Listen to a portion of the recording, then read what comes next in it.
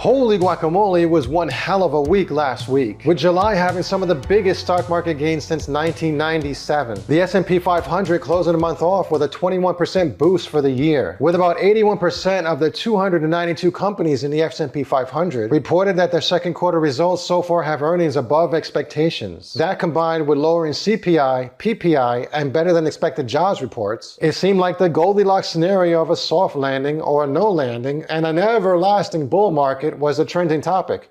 And then August came, and we were brought back to reality. The jobs report came out adding 187,000 for July, which was below the 200,000 expected. Oddly enough, the unemployment rate went back down to 3.5% when everybody was expecting it to hold at 3.6%. And average hourly earnings rose above expectations.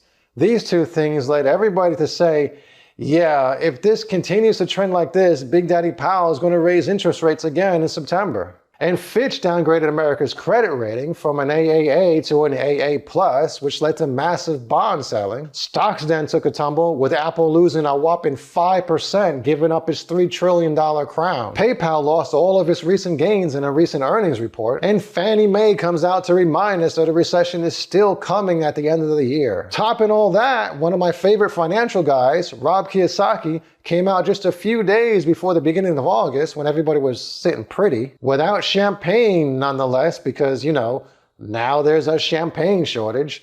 I made a video about that you can watch at the end of this video. But my man Rob Kiyosaki reiterates that we're going to be going through something far worse than a recession. This from an article published on July 20th. Robert Kiyosaki sounds the alarm bells. Despite non-urgent signs of recession, finance expert Robert Kiyosaki, author of the Rich Dad Poor Dad series of books, made an alarmist tweet recently, suggesting that the stock market fluctuations may not herald just a recession, but a depression. Keep in mind that those stock market fluctuations that we had just experienced a few days ago hadn't even happened yet at the time of this particular article. And what's the difference between a recession and a depression? A recession is a period of significant lasting decline in the economy. It's a temporary slowdown in the economy. A depression is far more sustained, prolonged, and severe, and has more widespread impact. For example, bank failures, money supply contraction, which are things that we're dealing with right now, actually. And look at this.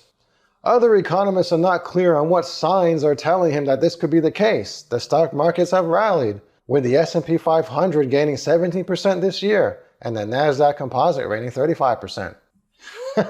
Yeah, well, times have changed in the last few days.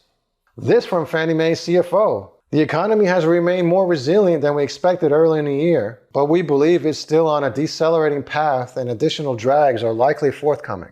So they say the reason for the ongoing recession prediction, the economy and consumers haven't fully absorbed the effects of tighter monetary policies and stricter lending standards. This is a sentiment that's been echoed time and time again by many economists, that it takes 12 months for the economy to feel the full effects of a monetary policy change. But when it comes to the job report, it's like a double-edged sword. If the job report comes in very good, that is to say above expectations, then everybody starts frowning and saying, oh, you know, that means inflation is going to be a problem and there's going to be more rate hikes. And then everybody gets all bent out of shape. Then if you flip that around and the job report comes in worse than expected, then everybody starts saying, oh gosh, now there's going to be a recession. That's not good at all. That's not good for earnings. So every time this report comes out, it seems like we're in a no-win situation. Either it's going to be too good and then the Fed is going to raise rates, or it's going to be too bad and there's going to be a recession. So then the market has to draw whatever conclusions it wants to draw. But is this mini stock market crash this week the start of a bigger crash?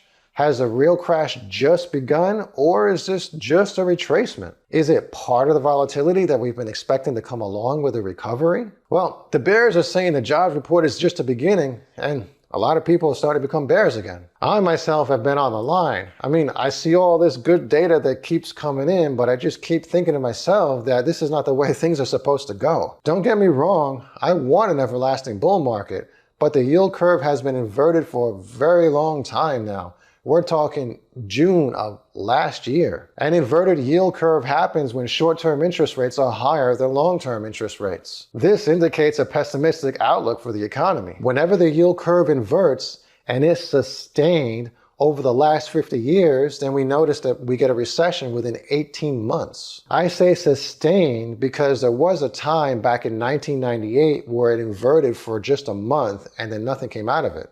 But at this point, it's been inverted for 14 months now. So how much and how long a yield curve inverts plays a factor in how likely and how severe a recession is likely to occur. And the current spread between the 10-year and the 2-year is 93 basis points. This is the largest spread since 1981. And when it comes to the jobs report, people are very suspicious of government data. The government revised down payrolls data every time they released it for like nearly the entire year. Now, obviously the bulls respond and say that there is at least some good news, at least that there's a slowdown that Big Daddy Powell has been looking for. We've already seen quite a bit of disinflation in goods, which is inflation at a slower rate, right? We've also seen disinflation in housing rents as well. But the bears make a good point in that payroll gains tend to fall off negative very rapidly during a recession. As soon as fear strikes the labor market, jobs gains tend to erode rapidly. We saw that prior to the year 2000, we had healthy job gains. And then in the year 2000, we had a rapid loss of jobs. We saw the same thing in 2007, healthy job gains, and then rapid losses. It's like within a couple months, we're negative, and it's like it keeps on going negative, like we're falling into a bottomless pit. So at this point, job growth is slowing, but it isn't below normal trend. That's what a bull would say. And then again, a bear would say, but dude, when it goes down, it happens fast. And then again, you can see we go back and forth. In order to break out of this back and forth between the bears and the bulls, we need to look at the Fed. Like Big Daddy, are you going to keep hiking or are you just going to relax? Well, a lot of that is going to depend on what happens in the next consumer price index report, right? The CPI report. Personally, I think the CPI report is going to be good enough for the Fed to pause in September. I have been concerned that inflation could kick up again because of a potential surge in leisure and hospitality in the summer. But the leisure and hospitality jobs in the jobs report wasn't as hot as I expected. So CPI will probably follow, right? If leisure and hospitality businesses are not earning as much, that means they're not hiring as much. And that means prices in the area are not going to go up as much. Fingers crossed on that. And the expectation of a hike is lowering fast. Over the next few weeks or so, the chances of it will probably fall even more. That is to say, what we saw happen last week continues to trend. Some say that's a little too late, that we're going to have a massive earnings collapse at the end of the year, and you're not going to want to be in stocks. The anticipated CPI report comes out on August 10th, so mark your calendar for that. And then the producer price index report comes out the next day.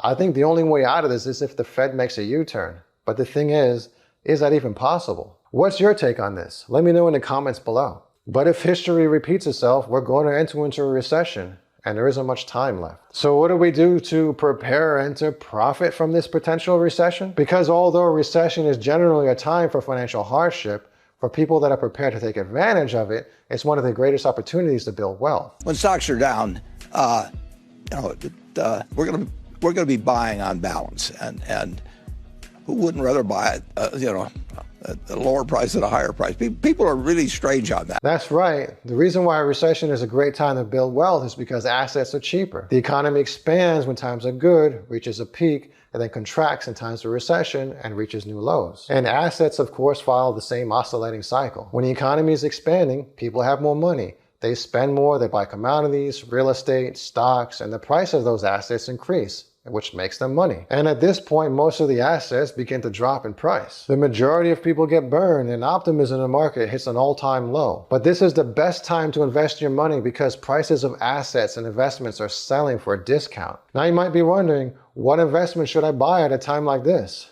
My advice is to stick to proven wealth creation assets. These are assets like stocks and real estate that have consistently created wealth for millions of people over a long time. You generally don't lose money in these asset classes as long as you're diversified and continue to hold for a long term and not selling when the market is down. Also, stocks are especially good to buy during a recession because stocks are fairly volatile, meaning that when they do come down in price, they decrease a lot more than other assets like real estate and bonds. So when you buy them at a steeper discount. discount, and this creates a huge opportunity to build wealth. Just be careful when you actually buy. I wouldn't want you to get the wrong idea because sometimes timing the market can be really tricky. Timing the market isn't necessarily an effective strategy for investing. It's impossible to time the market correctly on a consistent basis over long periods of time. What usually happens is you end up investing all of your money too soon and the market goes down even further and then you lose your money. Another way timing the market can go wrong is if the market doesn't drop as much as you thought it was going to and you never end up investing any money at all. And then when the stock market recovers and you don't have any money invested, then you lose out on all those gains. So if in doubt, if you're not an experienced investor, just buy and hold for the long term. Just avoid any investments that are trendy. You know, things like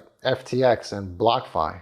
But anyways, you guys, be sure to click on that video about the champagne shortage that I mentioned and the food shortage in general that's starting as of like right now in 2023. Drop me a comment below. Let me know your thoughts. And don't forget to give me a like. I'd really appreciate it. You know, sometimes when I forget to remind my viewers to engage with my video, the video itself gets throttled by the YouTube deities. Also, click on my epic playlist right here where I made a bunch of videos with some higher production effort. I'll catch you later.